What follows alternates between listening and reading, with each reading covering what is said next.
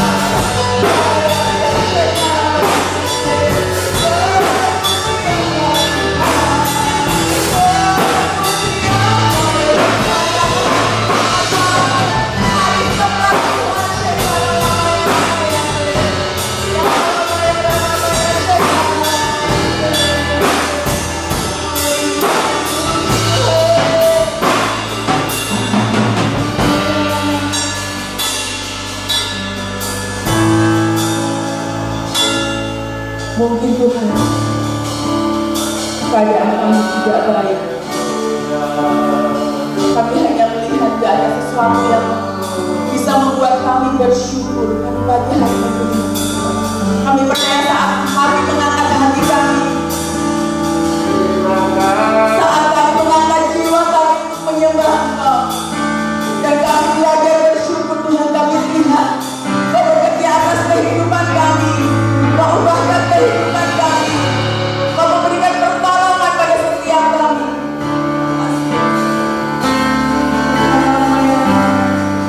Melayang ditinggikan dan dimuliakan Tuhan.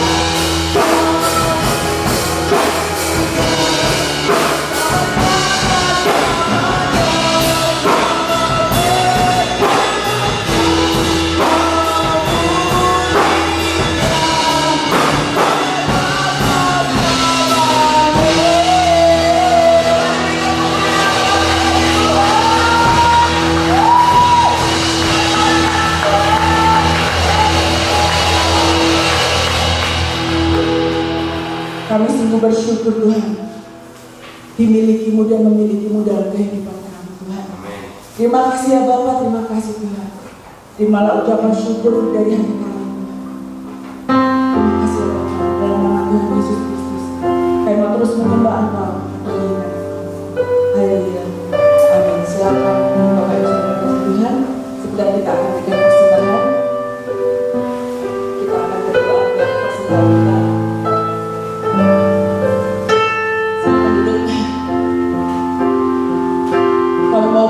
Persembahan kami Tuhan, biarlah Engkau menyucikan dan menguduskan, sehingga persembahan kita Tuhan bukan seberapanya Tuhan, tapi Engkau lihat dari hati kami Tuhan. Kepujian nama Tuhan di dalam nama Tuhan Yesus Kristus. Kami sudah berdoa.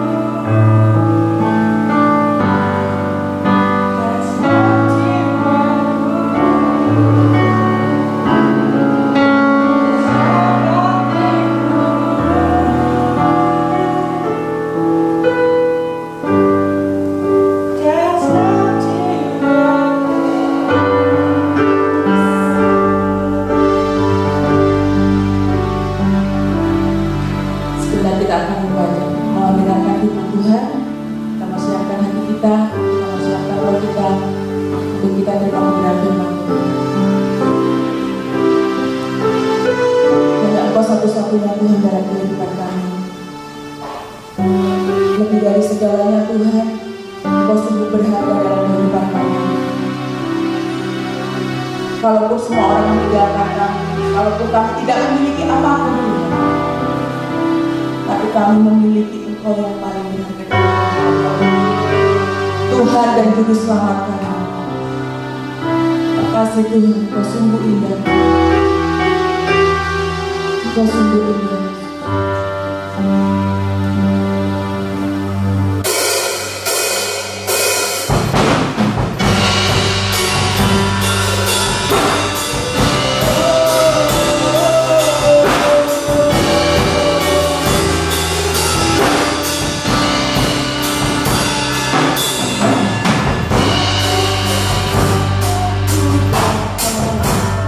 Oh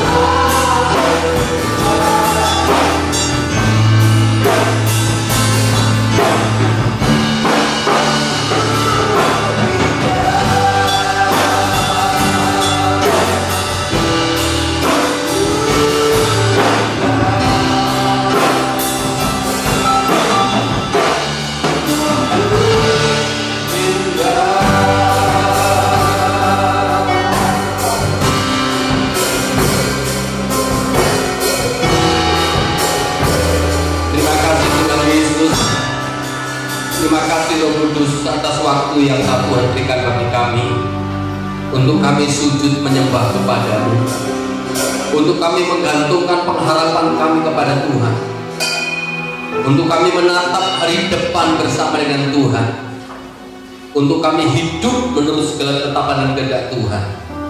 Kiranya Roh-Mu yang kudus mengurapi setiap kami, melawat setiap kami, memagari, membentengi, melindungi setiap kami, sehingga kami dijauhkan dari segala virus-virus bakteri yang ada pada saat ini.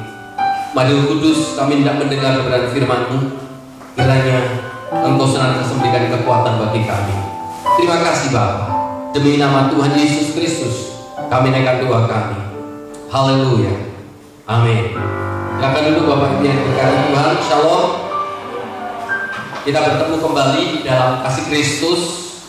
Saya percaya bahwa Tuhan tidak pernah meninggalkan kita. Jika kita ada saat ini semua hanya karena berkat pertolongan dari Tuhan. Saudara, mari kita akan membuka Alkitab kita di dalam surat Rasul Paulus kepada jemaat Tuhan yang ada di kota Filipi, pasal yang ketiga, ayat 7 sampai yang ke-9. Filipi pasal yang ketiga, ayat 7 sampai yang ke-9. Demikian bunyi firman Tuhan. Tetapi apa yang dahulu merupakan keuntungan bagiku, sekarang kuanggap rugi karena Kristus. Malahan segala sesuatu kuanggap rugi karena pengenalan akan Kristus Yesus, Tuhanku, lebih mulia daripada semuanya. Oleh karena Dialah aku telah melepaskan semuanya itu dan menganggapnya sampah, supaya aku memperoleh Kristus dan berada dalam Dia, bukan dengan kebenaranku sendiri karena mentaati hukum Taurat, melainkan dengan kebenaran karena kepercayaan kepada Kristus, yaitu kebenaran yang Allah anugerahkan berdasarkan kepercayaan. Amin. Jemaat Tuhan yang diberkati Tuhan, pada saat pagi hari ini saya memberikan sebuah tema. Pada saat ini saya memberikan tema, yaitu dahulu keuntungan, sekarang rugi. Definisi dari kata untung adalah sesuatu atau keadaan yang telah digariskan oleh Tuhan yang Maha Kuasa bagi perjalanan hidup seseorang, bisa dikatakan sebagai nasib, ya. Contoh yaitu kalau ada untung di badan, bolehlah kita bertemu lagi. Atau dengan kata lain, untung adalah laba yang diperoleh dalam berdagang dan sebagainya. Sedangkan rugi bisa dikatakan terjual atau kurang dari harga beli dari modalnya, tidak mendapatkan keuntungan. Itu namanya rugi. Saudara kasih Tuhan, dan Rasul Paulus adalah seorang rasul yang hebat, di mana 2/3 dari kitab Perjanjian Baru ditulis oleh Rasul Paulus. Namun saudara kasih Tuhan, sebelum kita mengenal Rasul Paulus, di mana pada waktu itu dia bernama Saulus, dia adalah seorang ahli Taurat, seorang yang punya prestasi yang baik, tetapi kehidupannya sungguh sangat-sangat jahat sekali, saudara. Karena apa? Karena dia ketika dia meminta surat kepada pemimpin-pemimpin agama Yahudi, Rasul Paulus ini membawa surat kepercayaan, membawa surat kuasa. Untuk apa? Untuk mencari orang-orang yang percaya kepada Tuhan untuk dibunuh, saudara. Salah satu orang yang sudah dibunuh, hamba Tuhan yang dibunuh oleh Rasul Paulus adalah Stefanus. Nah, jemaat Tuhan yang diberkati oleh Tuhan, Rasul Paulus merasa bangga dengan apa yang ia capai. Saulus merasa bangga apa yang dia capai, apa yang dia sudah dapatkan. Dia seorang yang taat terhadap agama Yahudi. Dia seorang yang militan, seorang yang loyalitas terhadap adat istiadat. Dia tidak bercacat celah. Dia menjadi sebuah kebanggaan di dalam diri seorang yang bernama Saulus pada waktu itu. Sehingga pada saat dia berjalan menuju ke Damaskus, di tengah perjalanan, Saulus berjumpa secara pribadi dengan Tuhan, sehingga Tuhan Yesus berkata, Saulus, Saulus, mengapa engkau menganiaya aku? Padahal secara fisik Saulus tidak menganiaya Tuhan Yesus. Namun di sini menunjukkan bahwa orang-orang yang percaya kepada Tuhan dibela oleh Tuhan. Ada pembelaan dari Tuhan, di mana Saulus sudah memegang surat kuasa untuk mencari orang yang mengikut jalan Tuhan untuk dibunuh. Di tengah perjalanan itulah titik balik di mana Saulus berjumpa secara pribadi dengan Tuhan dan matanya buta selama 3 hari. Dan didoakan oleh seorang hamba Tuhan yang bernama Ananias. Dia bangga dengan apa yang telah dia capai. Nah, saudara kasih Tuhan, tetapi pada saat Saulus berjumpa dengan Tuhan Yesus, memiliki pengenalan secara pribadi dengan Tuhan Yesus, menganggap bahwa apa yang dia capai dahulu, apa yang dia banggakan waktu dahulu, apa yang menjadi kemuliaan pada waktu itu merupakan sampah, merupakan kerugian yang tadinya menjadikan sebuah keuntungan secara pribadi menurut Saulus. Tapi ketika berjumpa dengan Tuhan Yesus, pengenalan kepada Tuhan Yesus menjadikan Saulus berkata itu sebuah kerugian dan menganggap itu adalah sampah. Nah, ada 3 hal yang perlu kita perhatikan, saudara kasih Tuhan. Yang pertama, saudara, jika kita mendalami akan kebenaran firman Tuhan pada saat ini, maka setidaknya ada 3 jenis sampah yang perlu kita buang. Ada jenis 3 sampah yang perlu kita buang, yang perlu kita kubur dalam-dalam, saudara, di dalam setiap kehidupan kita. Yang pertama, sampah apa yang harus kita buang? Sampah apa yang harus kita singkirkan? Yang pertama adalah sampah kebenaran diri sendiri, saudara yang kasih Tuhan. Self-righteous, saudara. Ya, artinya sampah kebenaran diri sendiri.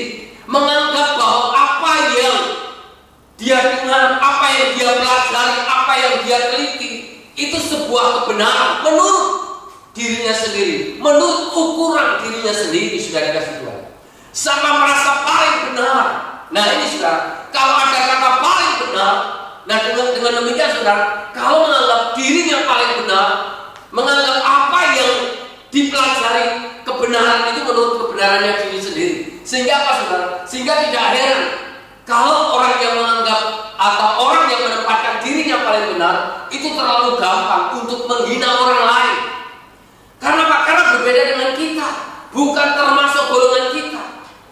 Saudara kasih Tuhan, ciri orang seperti ini adalah setiap kali berjumpa dengan siapapun dan selalu menganggap dirinya lebih rohani daripada orang lain, sehingga menganggap orang itu paling hebat, paling baik, sehingga orang lain dianggapnya nggak ngerti apa-apa. Saudara, kerdil rohaninya atau berseberangan dengan dirinya, sehingga menghalalkan dengan segala cara untuk apa? Untuk menghabisi. Kenapa? Karena dianggap tidak sejalan dengan dirinya, tidak masuk dalam kebenarannya. Kebenaran menurut dirinya sendiri itu harus dibuang. Dan Rasul Paulus tadinya bangga sampai dia menganiaya orang-orang yang mengikut jalan Tuhan, orang-orang yang percaya kepada Tuhan. Dia bunuh, saudara. Dia sangat radikal sekali. Dan dia menutup mata rohaninya. Dia dulu, karena menganggap dirinya yang paling benar. Kata Rasul Paulus, karena menganggap kebenaran itu kebenaran menurut dirinya sendiri, itu sampah. Saudara kasih Tuhan. Sebab itu mari kita belajar untuk mengenal Kristus secara pribadi. Sebab Tuhan Yesus mengajarkan kepada kita, kasihilah Tuhan Allahmu dengan segenap hatimu, kasihilah sesama manusia, ya. Kasihilah Tuhan Allahmu dengan segenap hatimu, dengan segenap jiwamu, dengan segenap kekuatanmu, dan kasihilah manusia seperti dirimu sendiri. Saudara, kasihilah Tuhan Allahmu. Kalau kita mengenal kebenaran dari Tuhan, maka kebenaran itu harus direfleksikan untuk mengasihi kepada sesama. Wujud nyatanya mengasihi kepada sesama. Dan kalau kita mengasihi sesama, berarti kita juga bisa mengasihi diri sendiri. Dan saya yakin Kita semua akan mengasihi diri sendiri, betul? Sebab itu kita mandi, saudara yang kasih Tuhan. Mengasihi diri sendiri karena kita mengasihi Tuhan. Karena kita mengasihi Tuhan, saudara yang kasih. Kita bisa menghormati orang lain, kita bisa menghargai orang lain. Bahkan Rasul Paulus yang tadinya bangga terhadap apa yang telah dia capai, dia katakan apa yang dahulu anggap keuntungan itu adalah kerugian, dan itu adalah sampah. Pengenalan kepada Kristus membuktikan bahwa apa yang menjadi kebenaran diri sendiri itu tidak ada artinya, karena kita memiliki pengenalan akan Kristus. Kristus menselipkan mata hati kita, sehingga Rasul Paulus berkata, aku menempatkan orang lain lebih utama daripada diri kita sendiri. Akhirnya dia belajar untuk rendah hati, belajar bisa menghargai orang lain, bisa menempatkan orang lain lebih utama daripada diri kita sendiri, belajar untuk hormat kepada orang lain.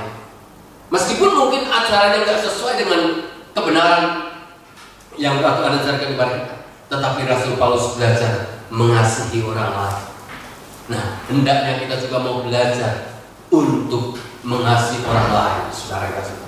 Karena kebenaran itu, kebenaran yang sudah memerdekakan hati kita, dan kita mau belajar.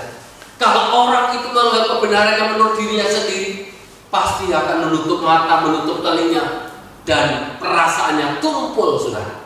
Tetapi kalau kita mengenal kebenaran yang dari Yesus Kristus, maka kita banyak belajar, membuka mata kita, membuka telinga kita, lebih baik cepat mendengar dan lambat berkata-kata. Dan perasaan kita bukan perasaan yang tumpul, tetapi perasaan yang welas asih, perasaan yang suka mengasihi orang lain, peduli terhadap orang lain. Itu yang pertama.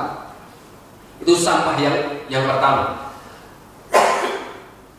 Sampah yang kedua, kalau Rasul Paulus tadi bangga dengan apa yang dia capai, sampah yang kedua adalah sampah kebanggaan terhadap diri sendiri. Saudara, bangga, self pride, saudara, bangga terhadap diri sendiri. Kita bangga dengan reputasi, dengan hasil yang kita capai, dengan prestasi, dengan kesuksesan, dengan apa yang kita capai. Wah, ada sebuah kebanggaan, saudara. Atau kalau kita buat sesuatu lalu berhasil, dia sukses, pasti semua orang akan bangga, saudara. Tetapi janganlah kebanggaan itu terus menjadikan kita takabur, kita lupa dengan Tuhan. Sebab apa yang kita capai, apa yang kita dapatkan, apa yang sudah kita peroleh, itu semua semata-mata bukan oleh karena kekuatan kita, semata-mata hanya karena Tuhan, semata-mata hanya karena kasih kemurahan Tuhan. Kesuksesan, keberhasilan itu semata-mata hanya karena Tuhan, bukan karena kehebatan kita, saudara. Tapi seringkali banyak orang mencuri kemuliaan untuk diri sendiri. Wah, saya sukses, kalau bukan saya mungkin nggak bisa seperti ini, saudara. Paulus menceritakan tentang kesuksesannya. Paulus menceritakan tentang keberhasilan dirinya. Sebab dia katakan, aku dari keturunan Yahudi asli, yang memiliki berbagai macam keberhasilan, baik dari keturunan, dari pendidikan, dari karir, dari segala pencapaian. Itu semua dahulu sudah dimiliki oleh Rasul Paulus. Namun saudara sekalian yang dikasihi Tuhan, namun sekarang ketika dia mengenal Yesus, sekarang saat berkonfrontasi dengan orang-orang yang membanggakan diri seperti itu, Paulus mengatakan hal itu adalah sampah. Saudara yang kasih Tuhan, bangga terhadap apa yang dia capai. Ada alasan untuk Rasul Paulus bermegah, ada alasan untuk Rasul Paulus membanggakan terhadap apa yang dia capai, ada alasan. Betul, saudara. Seperti apa yang sudah saya sampaikan tadi, 2/3 dari kitab Perjanjian Lama itu semua dari hasil karya dari Rasul Paulus. Namun Paulus tidak membesar-besarkan diri, tidak membusungkan dada, tidak bangga terhadap apa yang dia capai. Paulus tidak mau membesar-besarkan diri sebagai seorang mungkin hamba Tuhan, sekalipun bisa berkhotbah dalam berbagai macam bahasa, 3 bahasa, 4 bahasa, saudara. Meskipun meskipun dia mampu dan bisa mengerjakan segala sesuatu, sebagaimana apa yang disampaikan kepada Rasul Paulus kepada jemaat Tuhan yang ada di Korintus. Dia mengatakan, aku datang kepadamu dengan sangat takut dan gentar, dengan rendah hati, dan hanya memuliakan Yesus yang menjadi sandarannya. Itu di dalam 1 Korintus pasal yang kedua ayat 3. Katakan hal seperti itu dengan rendah hati. Di dalam Efesus pasal yang kedua 8-9 itu pun dikatakan apa? Sebab karena kasih karunia kamu diselamatkan oleh iman, itu bukan dari hasil usahamu, bukan dari pekerjaanmu, bukan dari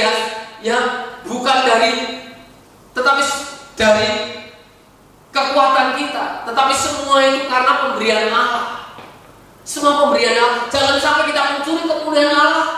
Ketika kita sukses, ketika kita berhasil, itu semua karena Tuhan, bukan karena diri kita. Saya menyadari akan hal itu, saudara kasih Tuhan. Apa yang kita capai, kita tuh tahu siapa diri kita sendiri. Kita bisa seperti sekarang ini karena Tuhan, bukan karena kekuatan kita. Manusia hanyalah debu dan lebu. Saudara, ada banyak orang-orang hebat, ada banyak orang-orang sukses, artis terkenal, namun pada kenyataannya dia tidak menemukan kebahagiaan dan akhirnya bunuh diri. Tokoh-tokoh politik itu pun juga menghadapi hal seperti itu. Orang-orang yang sukses, pengusaha-pengusaha yang hebat, itu pun pada saat dia mencapai kesuksesan, dia tadinya bangga, namun dengan cepat akhirnya dia bangkrut dan akhirnya mereka juga bunuh diri. Ada banyak kasus-kasus hal seperti itu terjadi, saudara kasih. Sebab itu mari kita belajar untuk tidak membanggakan diri kita sendiri, belajar untuk rendah hati, belajar untuk menyadari bahwa segala sesuatu yang kita capai itu karena Tuhan, bukan karena diri kita. Self-pride membuat kita berpikir kita bisa bersandar kepada, tidak bersandar kepada kekuatan kita, tidak bersandar pada kesuksesan kita, tidak bersandar pada kemampuan, potensi, dan segala kehebatan kita. Sebab itu kita sangat membutuhkan akan kuasa Tuhan, karena semua itu berasal dari Tuhan. Saudara yang kasih Tuhan, yang diberkati Tuhan, mari kita belajar untuk tetap rendah hati. Apa yang kita capai, apa yang kita dapatkan, itu semata-mata hanya karena Tuhan, saudara. Bukan karena kehebatan kita, bukan karena kesuksesan kita. Kita ini adalah hanya lebu dan debu, tidak lebih daripada itu. Saudara, hidup ini sungguh teramat sangat singkat.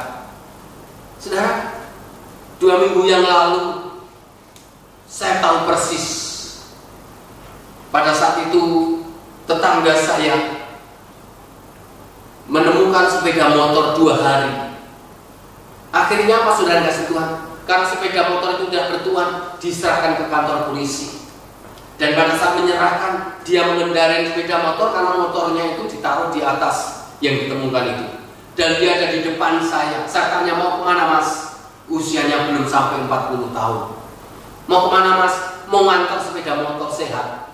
Tapi ada saat pulang, apa yang terjadi, saudara kasih Tuhan? Pulang dia muntah-muntah. Dan jam 4, itu jam 1, jam 4 dipanggil Tuhan. Badannya besar, wah, nggak ada yang dibanggakan, bukan? Banyak hal-hal yang terjadi yang mengejutkan. Sebab itu, mari kita belajar rendah hati, belajar melibatkan Tuhan, sehingga kita bisa menyadari semua apa yang kita capai, semua apa yang kita dapatkan, itu semata-mata hanya karena Tuhan. Sampah yang berikutnya adalah, sampah yang ketiga adalah sampah kepentingan untuk diri kita sendiri, saudara. Self interest. Barang siapa yang menjadikan diri sebagai paling penting dan menjadikan interest diri, itulah yang dia cari. Kalau di hadapan Allah itu semua adalah sampah yang berbau busuk adanya. Banyak orang yang memiliki kepentingan untuk diri sendiri, saudara. Orang yang memiliki kepentingan untuk diri sendiri biasanya bahas kalau mau berbicara kepada orang lain itu disusun rapi. Apalagi kalau punya kepentingan dengan bosnya, biasanya disusun rapi. Supaya apa? Supaya tidak menyinggung bosnya. Kalau bosnya bisa, wah gawat sudah. Kenapa? Karena kalau nanti bosnya tersinggung, pimpinannya tersinggung, wah jangan-jangan nanti saya tidak mendapat job, saya tidak mendapatkan kesempatan untuk naik karir. Ini yang sering kali terjadi. Orang yang tidak memiliki kepentingan untuk dirinya sendiri ngomong itu apa adanya. Tapi seringkali saudara, kalau ngomong apa adanya dianggap itu terlalu vulgar. Wah, tidak beretika. Padahal jujur saudara, kalau saya lihat orang ngomong itu ceplas-ceplos malah lebih enak, karena orang itu tidak punya kepentingan. Tapi biasanya orang punya kepentingan saudara, kelihatannya di depannya itu baik, selalu memakai ilmu kodok. Ingat saudara ilmu kodok? Ilmu kodok itu kalau ke atas menyembah, sampai kanan sampai kiri menyingkirkan, ke bawah menginjak. Artinya kalau dengan orang-orang atas dia selalu menyembah, menyenangkan bosnya, menyenangkan pemimpinnya. Tetapi kalau dengan orang-orang yang ada di sekitar kita, dengan teman-teman kita, singkirkan mereka dengan upaya menyingkirkan mereka. Supaya dia berhasil. Kalau dengan orang bawah diinjak sudah sebagai bahan loncatan, itu ilmu kodok. Dalam Filipi pasal 2 ayat 21 dikatakan, Paulus mengatakan, sebab semua yang mencari kepentingannya diri sendiri, bukan kepentingan Kristus. Paulus menyatakan fakta yang menyedihkan bahwa di dalam pelayanan ada begitu banyak yang mengaku hamba Tuhan, yang mencari kepentingan untuk dirinya sendiri. Saudara, saya paham betul, saya mengerti betul. Saya ini kan suka pelayanan di daerah-daerah, saudara, di desa-desa, dan banyak kenal ciri hamba Tuhan. Tapi saya tidak bermaksud untuk menjudge dan menghakimi. Tapi saudara, saya tahu orang yang mencari untuk kepentingan diri sendiri, tahu. Tapi ada orang yang tulus, orang yang rendah hati, orang yang pelayanannya baik. Biasanya saudara, mulus-mulus dan lancar-lancar. Saudara kasih Tuhan, tidak banyak yang mencari kepentingan untuk Yesus Kristus. Saudara, kali ini nanti mau kan di-sharekan ke pakai media sosial. Saya nggak berani bercerita, saudara. Baru Facebook beberapa hari yang lalu, saudara. Ngeri, saudara. Karena apa? Orientasi dalam pelayanannya apa? Materi, saudara. Orientasi dalam pelayanan apa? Aset gereja. Saudara, itu yang sudah terjadi. Bukan jiwa, bukan orientasinya Kristus, bukan mencari sesuatu yang di atas perkara-perkara orang itu, tetapi yang dicari adalah masalah jasmani. Itu yang sering terjadi. Saudara kasih Tuhan, Paulus begitu prihatin, berduka, menyatakan fakta dan realita. Sebab semua orang mencari kepentingan diri sendiri. Banyak orang memakai segala cara untuk menarik jemaat, yang Paulus layani dengan cara menjelek-jelekan. Menjelek-jelekan, saudara. Wah, biasanya itu terjadi. Dan ini terjadi di akhir zaman ini, saudara. Mencari simpati. Oh, kalau jemaatnya yang mampu didekati gini, yang nggak punya, jadi dipedulikan, saudara. Mari kita belajar untuk menghargai semua orang. Jangan ada motivasi untuk diri kita sendiri. Di dalam Injil Yohanes pasal yang ke-11 itu menceritakan ada 4 tokoh di situ, yaitu Simon dan Lazarus turut makan. Artinya datang kepada Tuhan, yang dicari adalah masalah hal yang jasmani, masalah yang jasmani. Lalu Marta dikatakan apa? Marta selalu melayani, orientasinya bekerja dan bekerja. Lalu ada yang namanya Yudas. Yudas berkata, harga 300 minyak narwastu ini dijual saja, dan uangnya diberikan kepada orang miskin. Padahal Yudas adalah seorang bendahara dan pencuri kas keuangan gereja, keuangan. Dan ternyata Yudas apa? Orientasi motivasi dalam mengikut Tuhan apa? Materi. Satu hal yang lebih baik adalah siapa? Maria. Maria mengambil bagian yang terbaik. Dia mencurahkan minyak narwastu 300 dinar dan dipersembahkan kepada Tuhan. Berkorban itu pun masih dicatat, saudara. Saya dalam pelayanan sudah banyak menghadapi hal seperti itu. Dicatat begini, saudara. Tapi nggak usah takut, tetap jalan. Karena apa? Karena kita tidak mencari untuk kepentingan diri sendiri, tapi kita mencari untuk kepentingan Tuhan Yesus, untuk kerajaan Allah. Saudara kasih, jangan sampai nanti di dalam Injil Matius pasal yang ke-7 ayat 22 dikatakan apa? 23. Enyahlah kamu pembuat kejahatan. Bukankah aku sudah bernubuat demi namamu? Aku sudah melakukan mujizat-mujizat demi namamu. Aku sudah menyembuhkan orang sakit demi namamu. Enyahlah kau pembuat kejahatan. Wah, repot saudara. Repot. Pengiringan kita kepada Tuhan selama ada di dalam dunia kesia-siaan itu berbahaya. Sebab itu mari kita luruskan motivasi kita untuk terus mencari kemuliaan nama Tuhan. Saudara, jangan sampai orientasi kita di dalam ikut Tuhan hanya hal yang duniawi. Sebab itu ada 3 hal yang perlu kita perhatikan.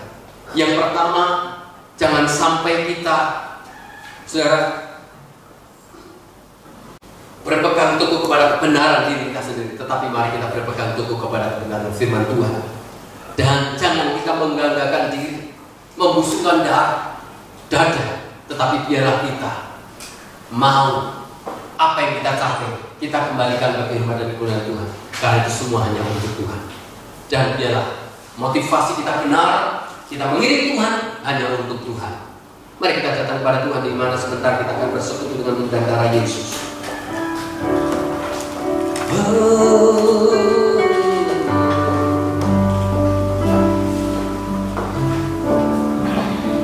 Bukan dengan kekuatanku ku dapat jalani hidupku, tanpa Tuhan yang bisa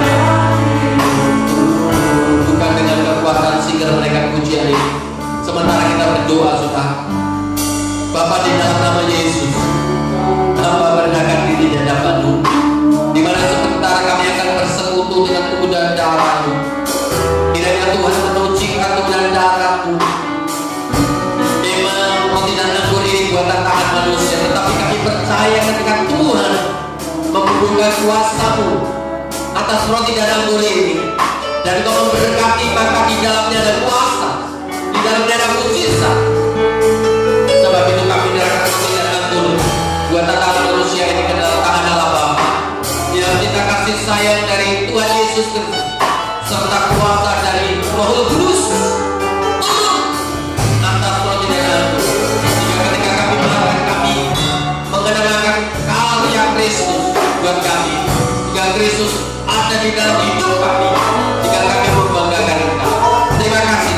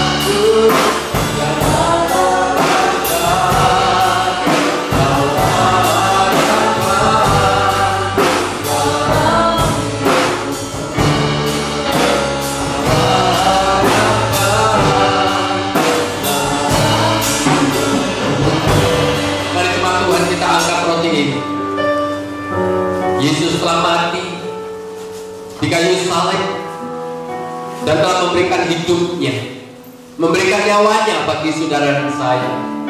Jika kita semua hidup karena Kristus, dan Dia telah memberikan kebenaran bagi kita. Janganlah kita membanggakan akan kebenaran diri sendiri, tetapi biarlah kita membenarkan. Kita hidup menurut segala kebenaran Tuhan. Dan jangan sampai kita membanggakan terhadap diri kita sendiri, tetapi biarlah kemegahan kita hanya untuk Tuhan. Karena Tuhan yang telah memberikan yang terbaik bagi kita. Dan biarlah kita memiliki motivasi yang benar di dalam pengiringan kita kepada Tuhan. Tuhan Yesus, saat ini kami menyerahkan roti dan anggur ke dalam tangan-Mu, di mana kami akan bersekutu dengan tubuh dan darah-Mu. Kami percaya ini sebagai lambang persekutuan yang intim antara kami dengan Engkau. Sebab itu Tuhan, kuduskan, sucikan, supaya kami boleh layak untuk bersekutu dengan tubuh dan darah-Mu. Darah anak domba, darah perjanjian, darah yang senantiasa memberikan kehidupan bagi kami. Sebab itu, perhatikan baik-baik. Pada waktu malam, Tuhan Yesus bersama dengan murid-muridnya mengadakan perjamuan, mengingat akan pengorbanan Kristus. Dan Tuhan Yesus memecah-mecahkan roti dan berkata, inilah tubuh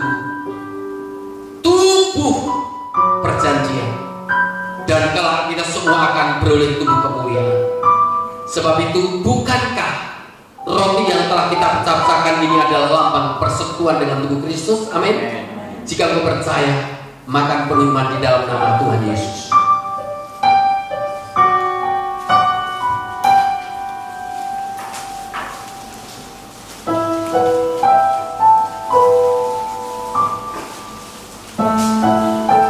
Terima kasih Tuhan Yesus. Terima kasih. Angkat cawan ini lebih tinggi dari kita. Setetes darah Yesus mampu mengampuni dosa seluruh dunia, mampu menyucikan seluruh kehidupan orang-orang yang percaya, sehingga bukan lagi orang asing, tetapi orang-orang yang ada di dalam anugerah Tuhan menjadi anak-anak Tuhan. Sebab itu, mari angkat cawan ini. Dan Tuhan Yesus setelah memecah-mecahkan roti dan makan bersama-sama, maka pada saat itu juga Tuhan Yesus mengambil anggur dan memberikan kepada kita semua. Dan Dia berkata, bukankah anggur ini adalah anggur perjanjian baru yang ditumpahkan bagi kita semua untuk pengampunan dosa kita. Dan darah Yesus mengampuni segala dosa dan memberikan penyucian atas segala kehidupan kita. Bukankah cawan yang olehnya adalah persekutuan dengan darah Yesus? Amin. Jika engkau percaya, minum penuh iman dalam nama Yesus.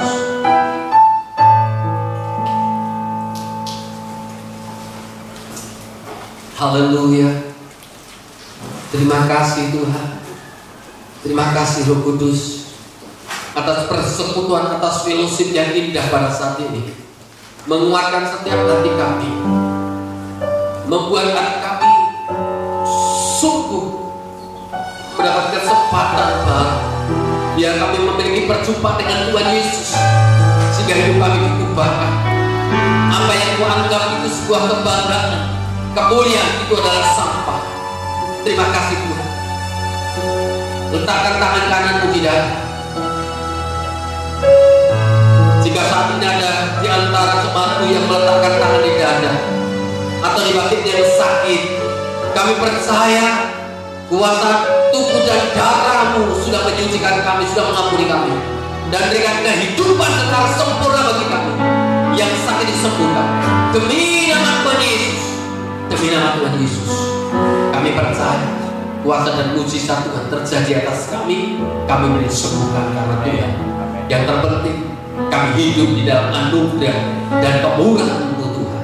Terima kasih demi nama Tuhan Yesus. Kami doakan. Amin. Silakan duduk Bapak. Terima kasih Tuhan Yesus. Kami tetap menyerahkan seluruh jemaat-Mu ke dalam tangan Tuhan. Baik kehidupan pribadi mereka baik suami, baik istri, baik anak-anak, baik orang tua, bahkan seluruh keluarga besar mereka. Pekerjaan, ekonomi, usaha, apapun yang dilakukan oleh jemaatmu, kiranya tanganmu menyertai, sehingga setiap apa yang dikerjakan oleh jemaatmu, Tuhan memberikan keberhasilan, keberuntungan. Situasi kondisi sekarang yang membuat kami hati-hati, kiranya Tuhan terus menjaga, melindungi kami, sehingga kami boleh dijauhkan dari segala sakit penyakit, pandemi COVID-19 pada saat ini, Tuhan. Terima kasih. Jika sebentar kami akan pulang, kiranya Tuhan memberkati kami. Mari jemaat Tuhan, kita angkat kedua tangan kita. Jangan takut, jangan berkecil hati. Tetap arahkan mata imanmu tertuju kepada Tuhan, sebab Tuhan Yesus menyertaimu, Tuhan Yesus melindungimu, Tuhan Yesus mengarahkan wajahnya dan memberi engkau kasih karunia.